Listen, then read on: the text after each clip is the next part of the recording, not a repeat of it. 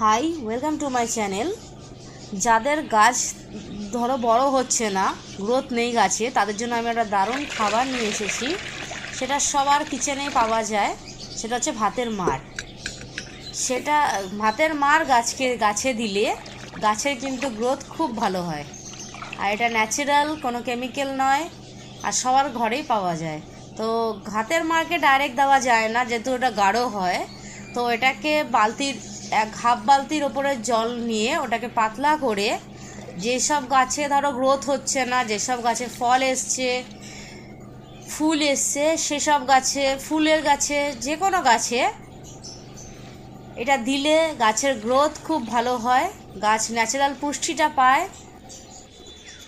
আমি গাছে এটা ইউজ করি, দুদিন পর পর গাছে আমি দিই।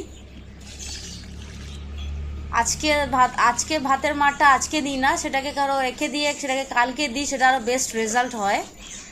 আজকে দিলে সেরকম ভালো রেজাল্ট পাওয়া যায় না, একদিন রেখে দিলে সেটা খুব ভালো গাছের জন্য।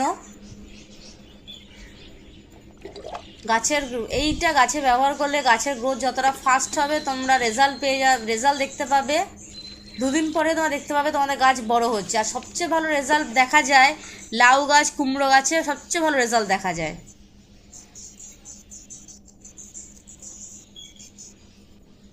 আমি আমার গাছে ব্যবহার করি, তোমরা ব্যবহার করতে পারো। ভিডিওটা ভালো লাগলে লাইক আর সাবস্ক্রাইব করে দেবে। Thank you.